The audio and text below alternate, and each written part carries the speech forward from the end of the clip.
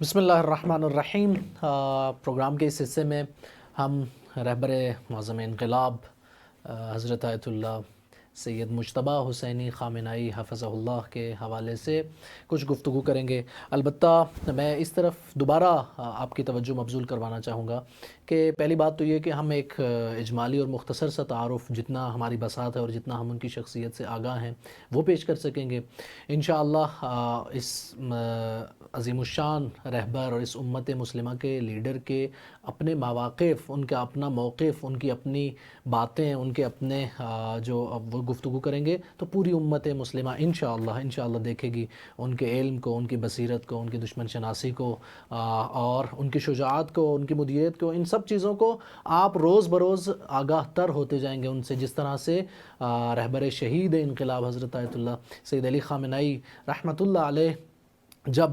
رہبر بنے تھے تو لوگ ان سے اتنے زیادہ آگاہ نہیں تھے، اگرچہ خواص آگاہ تھے، اگرچہ علماء آگاہ تھے، لیکن لوگ آگاہ نہیں تھے، اور پھر ان کی اپنی شخصیت نے ثابت کیا کہ واقعاً وہی تھے جنہیں اس امت مسلمہ کا رہبر ہونا چاہیے تھا۔ ایک بات تو یہ، پھر دوسری بات یہ کہ ہم جو یہاں پہ تعارف کروا رہے ہیں یا ہم یہاں پہ بعض باتیں ذکر کر رہے ہیں کہ ان کی علمی شخصیت ایسی تھی، ان کا تواضع ایسا ہے اور ان کی اخلاقی شخصیت ایسی ہے، انہوں نے فلاں چیز کو، مدیریت کو دیکھا ہے یا وہ کس کے زیر سایہ رہے ہیں، بلاخر ہم تو پھر دوبارہ عرض کروں گا کہ دور سے اور ایک مختصر بات اور ایک مختصر سی چیز کر رہے ہیں۔ اصل جو معیار ہے، اصل جو اصول ہے جو آپ کے اذہان میں رہنا چاہیے وہ یہ کہ 88 کے قریب فقہا نے، 80 سے زیادہ مجتہد اور عادل اور متقی اور دشمن شناس فقہا نے ان کا انتخاب کیا ہے۔ یعنی آپ اس بات پہ مطمئن رہیں کہ آیت اللہ مجتبیٰ حسینی خامنائی ہی واقعاً ان کے اندر یہ صلاحیت ہے کہ وہ اس امت کے رہبر اور رہنما ہیں۔ میں نے منتخب کا لفظ استعمال کیا اور اس کی وضاحت پھر بھی جیسے پہلے بھی ہمارے دوستوں نے فرمایا کہ وہ فقہا اس چیز کی تشخیص دے رہے ہوتے ہیں کہ ان موجودہ فقہا میں سے کون ہے جو اس زعامت کے لیے، اس لیڈرشپ کے لیے، اس امت کو آگے بڑھانے کے لیے، کس کے اندر وہ ساری صفات کا مجموعہ پایا جاتا ہے کہ وہ علم ہے، تقوی ہے، مدیریت ہے، دشمن شناسی ہے، بصیرت ہے، عوام کے اندر مقبولیت ہے، وہ ساری چیزیں۔ لہٰذا ہمارا یہ تعارف کروانا اگرچہ ایک ممکن ہے آپ کی اور ہماری اس ڈسکشن میں کچھ تعارف جو ہمارے ذہنوں میں ہے اس میں اضافہ ہو جائے، لیکن اس بنیاد پہ ہم انہیں رہبر نہیں مان رہے بلکہ ہم انہیں اس بنیاد پہ رہبر مان رہے ہیں، اس بنیاد پہ ہم یہ کہہ رہے ہیں کہ ان کی اطاعت کرنا ہم پہ واجب ہے کہ فقہا نے، جن فقہا نے آج تشخیص دینا ہوتا ہے کہ ہمارا وظیفہ شرعی کیا ہے ہماری انفرادی زندگی میں بھی، انہی فقہا نے مل کے یہ تشخیص دیا ہے کہ ہماری اجتماعی زندگی میں ہمارا وظیفہ یہ ہے کہ ہم اس فقیہ عادل و مدبر و مدیر کی رہنمائی میں یہ امت مسلمہ آگے سفر کرے۔ آگے سید عباس حسینی، آپ اگر جی مختصر ایک بسم اللہ الرحمن الرحیم، یہاں مجھے لگتا ہے کہ ایک مشکل ہمیں پیش آئے گی۔ مشکل یہ ہے کہ جب آغا سید مجتبیٰ حسینی خامنائی نئے رہبر، نئے ولی فقیہ کے حوالے سے جب ان کے انٹروڈکشن کے لیے جب ہم دیکھتے ہیں تو چند ایک تصویروں کے علاوہ کچھ ہے ہی نہیں۔ یعنی اتنی گمنام یہ شخصیت تھی، ایران کے سپریم لیڈر کے فرزند ہونے کے باوجود جو ہے وہ یعنی پہلی صفت اسی کو کاؤنٹ کر لیں کہ وہ ہستی جس کے والد بزرگوار جو ہے وہ 36 یا 37 سال ایک ملک کے وہ سپریم لیڈر رہے ہیں اور پوری دنیا میں ان کا جو ہے وہ لوگ ان کے چاہنے والے رہے ہیں، اس کی آپ کو تصویریں نہیں ملیں گی۔ اس کی ایسے ہوتا ہے کہ اگر کوئی شخص جاہ طلب ہو، منصب طلب ہو تو اس کے لیے پہلے سے لوگوں کے ذہن بنائے جا رہے ہوتے ہیں، کئی سال پہلے شروع کر دیا ہوا ہوتا ہے کہ بھائی یہ بندہ دیکھو، اس کے پاس یہ حکومت بھی، یہ جگہ بھی ہے، یہ منصب بھی ہے، ایک بہرحال لوگوں کا ذہن بنایا جا رہا ہوتا ہے۔ ایسی کوئی چیز نہیں تھی یہاں پہ۔ یعنی اس کے برعکس آیت اللہ کعبی کی جو مجلس خبرگان کے رکن ہیں، ایک دن پہلے یعنی پرسوں ان کا ایک بیان آیا تو وہ فرما رہے تھے کہ ہم نے پچھلے چند سالوں میں بہرحال سب کے ذہن میں، فقہا کے ذہن میں تھا کہ رہبر معظم نے بہرحال ایک دن تو جانا ہے اس دنیا سے، تو انہوں نے فرمایا کہ اس میں جو ہے وہ آغا رئیسی بھی تھے اور بھی بعض بزرگان تھے، ایک کمیٹی بنائی تھی، ہم بار بار جاتے تھے آقا کے پاس اور بار بار کہتے تھے کہ آپ کوئی اشارہ کر دیں صفات کی طرف، اوصاف کی طرف، کون شخص ہونا چاہیے، کیسا ہونا چاہیے۔ تو آیت اللہ کعبی فرماتے ہیں کہ آقا بار بار یہی فرماتے تھے کہ خداوند متعال خود رہنمائی فرمائے گا، میں بالکل اشارہ بھی نہیں کروں گا، خداوند متعال خود رہنمائی فرمائے گا۔ جی ہاں، آیت اللہ سید مجتبیٰ حسینی خامنائی رہبر شہید آیت اللہ خامنائی کے دوسرے فرزند، ان کے 4 بیٹے ہیں، تو ان میں سے جو دوسرے فرزند ہیں, دوسرے بیٹے ہیں, وہ آیت اللہ سید مجتبیٰ حسینی خامنہئی ہیں. یعنی سب سے بڑے فرزند نہیں ہیں. سب سے بڑے فرزند نہیں ہے, سب سے پہلی بات یہ. اور 1969 میں ان کی ولادت ہوئی ہے شہر مشہد مقدس مشہد میں. اور اس کے بعد آپ نے اپنی ابتدائی جو تعلیم ہے خود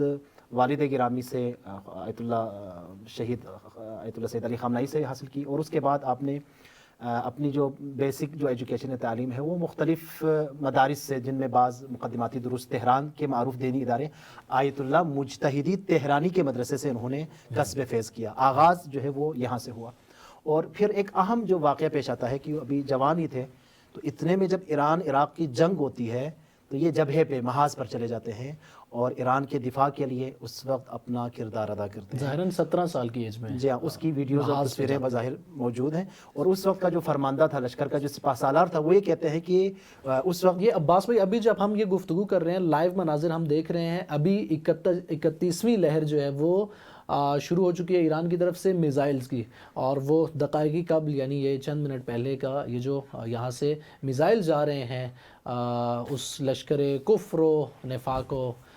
اس کی طرف, یہ میزائل جو جا رہے ہیں, یہ 31ویں لہر شروع ہو گئی ہے. 30ویں لہر آج صبح ہوئی تھی اور اس کا کوڈ جو تھا وہ علی ولی اللہ تھا. یعنی وہ جو کوڈ سپاہ نے اس لہر کا رکھا تھا وہ علی ولی اللہ تھا, چونکہ ایام شہادت امیر المومنین علیہ الصلوۃ والسلام ہے. اور اس وقت دیکھیں لائیو لوگ کس طرح سے آیت اللہ مجتبیٰ خامنہئی حفظہ اللہ کے ساتھ بوشہر کے شہر کے اندر اور تہران کے اندر اور دوسری جگہوں پہ مسجد مقدس جمکران کے اندر قم میں بھی ان کے ساتھ تجدید عہد کر رہے ہیں. جی عباس. جی ہاں, وہ ابھی جوانی 16-17 ایئرس کی ایج میں یہ جبہے پہ محاذ پر چلے جاتے ہیں. اور لشکر حضرت محمد رسول اللہ کے نام سے لشکر ہے, اس کے اندر ایک یونٹ ہے گردان حبیب کے نام سے. تو وہاں پر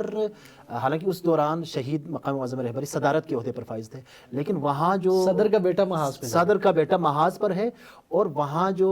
موجود تھے افراد ان کو یہ نہیں تھا پتا کہ یہ صدر کے بیٹے ہیں. نہیں تھا بتایا انہوں نے. یہ کئی مرتبہ ہوا ہے اسی ملک میں, کئی مرتبہ ہوا ہے بالکل کہ رہبر معظم کے گھر والے ڈاکٹر کے پاس بچے کسی جگہ پر گئے تو ایک بالکل عام انسان کی طرح, ایک عام فرد, معاشرے کے عام فرد کی طرح. یعنی اگر ہاسپٹل گئے ہیں تو ایسا نہیں ہوا کہ ان کا رہبر معظم کی بیگم بیمار تھیں اور وہ ہاسپٹل میں تھیں اور کئی دنوں کے بعد رہبر معظم نے ان سے تیمارداری کرنے کے لیے, ملاقات کے لیے جانا تھا, تب لوگوں کو پتہ چلا کہ یہ یہاں کے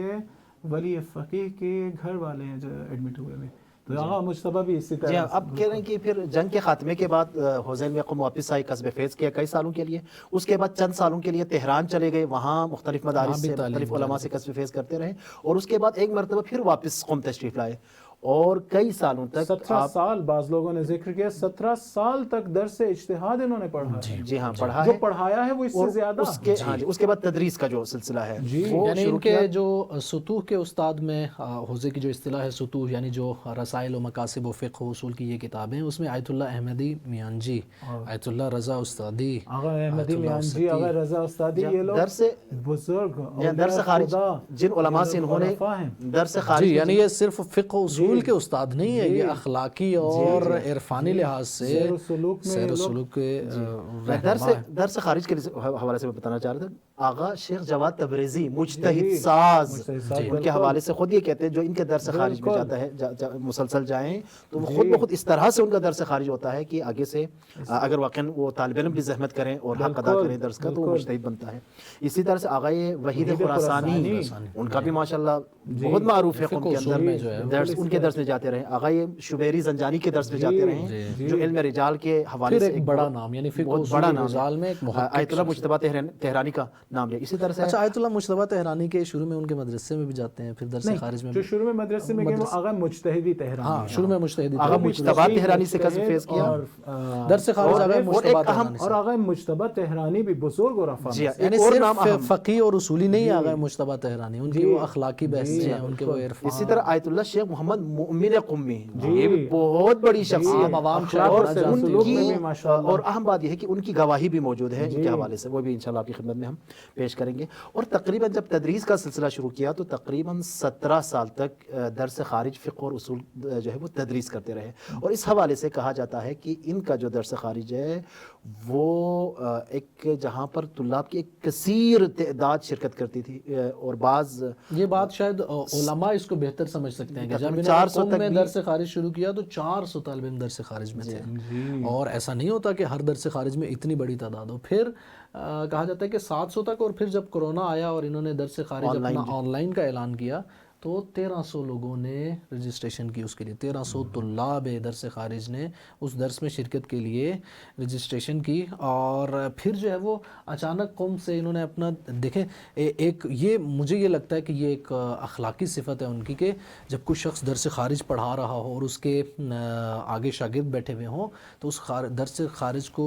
چھوڑنا، تعطیل کرنا، ختم کرنا آسان بات نہیں ہوتی. یعنی ایک بات ہوتی ہے کہ یہ شخص اب مجتہد ہے، اس کا بہت بڑا درس ہے، یہ بہت دقیق اور نئی بحثیں کرتا ہے اور فلاں فلاں. تو جب اس طرح اوج پہ پہنچا آقا کا درس تو آقا نے درس چھوڑ دیا. یعنی آقا مجتبی خامنہئی نے درس پڑھانا چھوڑ دیا، تدریس چھوڑ دی. طلاب نے بھی بہت زیادہ جب اصرار کیا، درخواست کی، تو انہوں نے کہا دوسرے بزرگان اور علماء موجود ہیں، ان سے کسب فیض کیجیے. بعض لوگوں کا یہ کہنا ہے کہ کسی خاص وجہ سے آقا نے یہ درس چھوڑا. بعض لوگ کہتے ہیں کوئی لیکن معنوی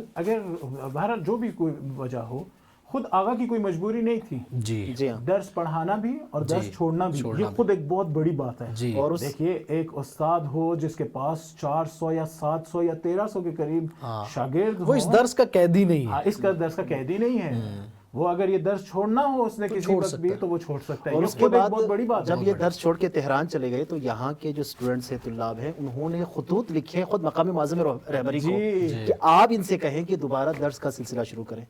تو رہبر نے بارہ ان سے بات کی، لیکن جب انہوں نے اپنی دلیل پیش کی تو رہبر نے کہا ان کی مرضی ہے، یہ جس طرح چاہے خود فیصلہ لے سکتے ہیں. اچھا، آقا مجتبی خامنہئی کی شخصیت کا شروع سے آخر تک ایک اہم پہلو یہ ہے کہ یہ شخصیت جو چند دن پہلے شہید ہوئی، اس عصر کی نابغ روزگار شخصیت رہبر شہید آیت اللہ سید علی خامنہئی رحمۃ اللہ علیہ، تو آغا کی سرپرستی میں شروع سے رہے. یعنی حتیٰ تدریس میں پڑھ رہا تھا کہ انہوں نے معالم الاصول کتاب پڑھائی چند مرتبہ، 1-2 مرتبہ. تو پھر رہبر معظم نے انہیں فرمایا کہ آپ شہید باقر الصدر کے حلقات کی تدریس کیجیے. پھر انہوں نے حلقات کی تدریس کی. پھر جو ہے وہ رسائل مقاصد یہاں پر قم میں انہوں نے تدریس خود رہبر کی تربیت یافتہ ہے. یعنی صرف فقہ اصول کے اندر نہیں، بعض ایسے معاملات میں دیکھ رہا تھا کہ حتیٰ ملک کے زراعت کے معاملات یا مثلا بعض اقتصادی معاملات حکومتی نہیں، یعنی بعض عوام کی مثلا فلاح و بہبود کے لیے ان کی مینجمنٹ اور ان کی مدیریت کرتے تھے اور رہبر سے وہ لیتے تھے، چھوٹی چھوٹی ذمہ داریاں ان کے حوالے کرتے تھے کہ شاید یہ ٹرین ہو جائے. اس میں خود مقام معظم رہبری کا ایک جملہ جو آغا مجتبی خامنہئی کی علمی استعداد اور صلاحیت کے اوپر جو ہے وہ دلالت کرتا ہے کہ رہبر شہید کا یہ جملہ ہے کہ ان سے کہا کہ آپ عروہ کے اوپر حاشیہ کیوں نہیں لگاتے. عروۃ الوثقیٰ فقیہ جو آغا محمد سید یزدی کی کتاب ہے اور سید کی بات ہے کہ جو اس فیلڈ میں ہیں، جو اجتہاد کی لائن ہے، وہ جانتا ہے. کو درست طرح سے پڑھ لینا اور اس کا مباحثہ کر لینا ہے. بس یعنی رہبر سمجھتے تھے کہ اس پہ حاشیہ لگایا جائے. رہبر سمجھتے تھے کہ ان میں یہ علمی استعداد ہے، ان میں یہ صلاحیت ہے. یہ عوام کو بیان کرنے کی ضرورت ہے، چونکہ صرف شاید علماء سمجھتے ہوں کہ عروۃ الوثقیٰ جو آغا سید کاظم یزدی کی کتاب ہے اس پر حاشیہ لگانے کا مطلب ہے کہ یہ شخص فقیہ مسلم فقیہ ہے. اسی طرح سے آیت اللہ مومن کی جو ہم نے بات کی، جو کچھ سال پہلے فوت ہو گئے، بہت بڑی علمی شخصیت، فقیہ، مجتہد، ان کا یہ کہنا ہے کہ آغا مجتبی جو ہے میرے شاگردوں میں سے با استعداد ترین اور بارز ترین شاگردوں میں سے ایک ہے. یہ ان کا، حالانکہ وہ فوت ہو چکے ہیں لیکن ان کا اعتراف اس وقت کا ابھی بھی موجود ہے. اسی طرح سے آیت اللہ جزائری ہیں، ان کا بھی یہ کہنا ہے کہ میں نے ان سے آغا مجتبی جو ہے خامنہئی سے علمی گفتگو کی ہے، علمی طور پر بحث کی ہے، گفتگو کی ہے، اور میں یہ گواہی دیتا ہوں کہ علمی حوالے سے ان میں کسی چیز کی کوئی کمی موجود نہیں ہے. تو اس طرح کے بہت سارے. اچھا، خود رہبر شہید انقلاب کی طرح متوجہ ہیں. جب قم میں بھی درس خارج فقہ دیتے تھے تو اس سے پہلے اس کی ابتدا میں حتماً تفسیر قرآن کہتے تھے. یعنی درس کا ایک حصہ تفسیر قرآن ہوتا تھا اور اس کے بعد درس فقہ کہتے تھے. بالکل. یعنی وہ صفات جو رہبر معظم انقلاب شہید کے حوالے سے. ساری باتیں ہم لوگ مجتبی کے تعارف میں کیوں کر رہے ہیں؟ ایک تو یہ کہ وہ جو ویسٹرن پروپیگنڈا شروع ہونا ہے یا شروع ہو چکا ہے، اس کا ابھی سے سدباب کیا جائے، لوگوں کو بتایا جائے کہ دیکھیے آسانی سے گمراہ نہ ہو جائیں، آسانی سے دھوکہ نہ کھا لیں. آغا میں نے پہلے بھی عرض کیا تھا کہ ان کے تعارف اگر دیکھنا ہو تو آپ یزید وقت سے نہیں جا کے پوچھیں گے کہ بتائیے کہ یہ امام حسین علیہ السلام کا فرزند اور ان کے مکتب کا سپاہی، اس کا کیا مرتبہ ہے اور کیا تعارف ہے. نہیں، ایسا نہیں ہوگا. آپ نے بہرحال صحیح منابع سے حاصل کرنا.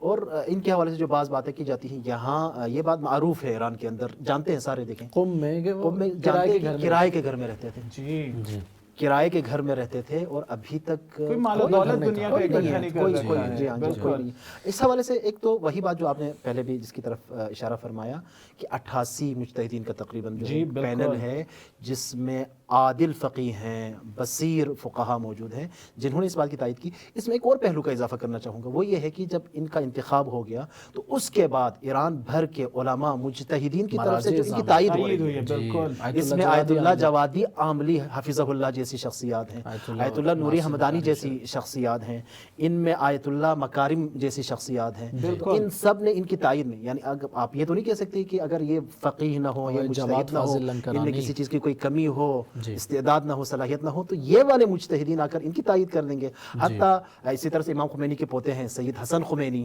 انہوں نے تائید کی ہے اور ان کے لیے جو ہے وہ پیغام بھیجا ہے۔ اور اسی طرح سے ایران کے جامعہ مدرسین، ایران کا ایک بہت بڑا اہم ادارہ ہے کہ جہاں پر تقریباً سارے بڑے بڑے علماء فقہا بیٹھتے ہیں، ان کی طرف سے پیغام آیا ہے۔ اور اسی طرح سے مسلسل جو ہے ایران کی یونیورسٹیز کے جو پروفیسرز ہیں ان کی طرف سے میں دیکھ رہا تھا پیغام آ رہا ہے، اور اسی طرح سے جتنے بھی ادارے ہیں یہاں۔ ایک آخری بات سید میں یہ عرض کرنا چاہوں گا کہ وہ جو ویسٹرن پروپیگنڈے کی جو ہم بات کر رہے ہیں وہ ہوگا یا ہو رہا ہے کہ باپ کے بعد بیٹے کے آنے کی بات، اور یعنی ایسے کر کے پیش کیا جائے گا کہ یہ چاہ رہے تھے کہ حکومت ہمیں ملے، تو میں یہ عرض کرنا چاہوں گا کہ یہ کوئی بادشاہت نہیں ہے، یہ کوئی آسائش نہیں ہے۔ جب دوستوں نے جیسے پہلے بھی اشارہ فرمایا کہ یہ ابھی کس موقع پر یہاں پر اس منصب کو قبول فرما رہے ہیں کہ اس موقع پہ منصب کو قبول کرنا یعنی قربانی کے لیے تیار ہونا، یعنی اس موقع پہ منصب کو قبول کرنا یعنی پوری دنیا کے مستکبرین جو ہیں وہ آپ کے اس وقت دشمن بن چکے ہیں، اس وقت آپ کو خطرہ ہے، اس وقت آپ کے لیے مشکلات ہوں گی، یعنی مشکلات کے لیے تیار ہو جانا۔ یہ کوئی ایسا نہیں ہے کہ ابھی بادشاہت ہے، ابھی آقا کو بڑے بڑے محل مل جائیں گے، بڑا کوئی عیاشی والی بات نہیں ہے، ایسا نہیں ہے۔ دیکھیں میں بھی بس بالکل اپنی آخری بات کرتا ہوں اور پھر رفیع احمد کروں گا۔ ایک تو یہ بھی ہے جو آپ کہہ رہے ہیں کہ یہ بہترین دلیل ہے، لیکن دوسری طرف سے پھر سے دہراتا ہوں کیوں دشمن یہ کام کر رہا ہے، تاکہ دنیا کے مسلمان، نہ فقط شیعہ، دنیا کے مسلمان، امت مسلمہ ایک قیادت کے نیچے جمع نہ ہو سکیں، شخصیت کو اس طرح سے کنٹروورشل کر دیا جائے کہ لوگ پھر لیکن کیا ہوگا؟ دیکھیے وہ لوگ جو رہبر معظم کی طرف نہیں آئے تھے یا رہبر کی زندگی میں ان کی مخالفت کرتے تھے، ابھی میں نے دیکھا ہے رو رہے ہیں، ابھی میں نے دیکھا ہے اظہار افسوس کر رہے ہیں، اور آغاز سے اور ان کی روح سے وہ شرمندگی کا اظہار کر رہے، معذرت کر رہے ہوتے ہیں کہ ہم سے غلطی ہو گئی۔ دیکھیے ہم اگر وہ لوگ جن لوگ بہرحال کمی کاستی، قصور و تقصیر سب جگہ ہوتا ہے، اگر رہبر معظم کے مسئلے میں لوگوں نے تقصیر کی ہے تو اب نہیں کرنی چاہیے انشاءاللہ۔ اگر پہلے کوئی قصور تھا تو اب اس قصور کو برطرف کرنا چاہیے۔ ہمارے لیے اصل یہ منصب ہے، ہمارے لیے وہ شخصیت جو ولی فقیہ بنتا ہے وہ اہم ہے، اس لیے کہ وہ اس لائق ہوئی ہے کہ اس منصب پہ آ سکے۔ اہم ترین بات یہی ہے جو آپ فرما رہے ہیں کہ اصل میں وہ استعداد، وہ صلاحیت اگر اس کے اندر موجود ہو۔ اب آپ دیکھیں انبیاء کا جو پورا سلسلہ خداوند متعال نے قائم کیا، وہاں پر ظاہر میں ہمیں دیکھنے میں موروثیت لگتی ہے، لیکن خداوند متعال نے وہاں اہلیت دیکھی۔ اسی طرح سے آپ ائمہ علیہ السلام کا سلسلہ دیکھیں، نائبین امام کے مسئلے، چونکہ وہاں پر ممکن آپ کہیں کہ وہاں عصمت کا درجہ، لیکن نائبین امام جہاں پر معصوم بھی نہیں ہے، وہاں پر جناب عثمان ابن سعید اور محمد بن عثمان باپ بیٹے ہیں، لیکن امام زمانہ عجل اللہ تعالیٰ فرجہ الشریف ان کی اہلیت کو دیکھتے ہوئے لوگوں کو ان پروپیگنڈوں سے بچنا چاہیے۔ رہبر معظم جب تک تھے ہم ان کے لیے دعا کرتے تھے اور ان کی اطاعت کا دم بھرتے تھے۔ اب وقت یہ ہے کہ جو نئے رہبر ہیں ولی فقیہ آیت اللہ مجتبی خامنائی، ہم ان کی اطاعت کا دم بھریں انشاءاللہ، دعا کریں، ان کے لیے دعا کریں، ان کا صدقہ دیں۔ بالکل خداوند متعال نے اپنے حفظ و امان میں رکھے۔ آخر میں ایک مرتبہ پھر بہرحال آج کا دن مولا کے امام علی علیہ السلام کی ضربت کا دن ہے کہ انہیں ضربت لگی تھی، دل دکھ سے بھرے ہوئے ہیں، اور ان حالات میں میں اسے بہرحال خداوند متعال کی طرف سے ایک اشارہ سمجھتا ہوں کہ آج کے دن میں مثلاً نئے رہبر کا، امام علی علیہ السلام کے فرزند کا، ان کے سپاہی کا، ان کے غلام کا زمان غیبت میں ہمارے حاکم کے طور پہ منصوب ہونے کا اعلان کیا گیا ہے۔ خداوند متعال بحق امیر المومنین علیہ السلام، بحق مظلومیت امیر المومنین علیہ السلام، اس نظام کی اور نئے جی رہبر جی کی جس طرح سے امیر المومنین کے بعد اس علی کے بعد امام حسن مجتبی آئے تھے اور ان کے قاتل سے ابن ملجم سے بدلہ لیا تھا، انشاءاللہ اس علی کے بعد جو مجتبی آ رہا ہے یہ مجتبی بھی اس علی کے قاتلین سے انشاءاللہ بدلہ لیں گے. بالکل انشاءاللہ کہ خداوند متعال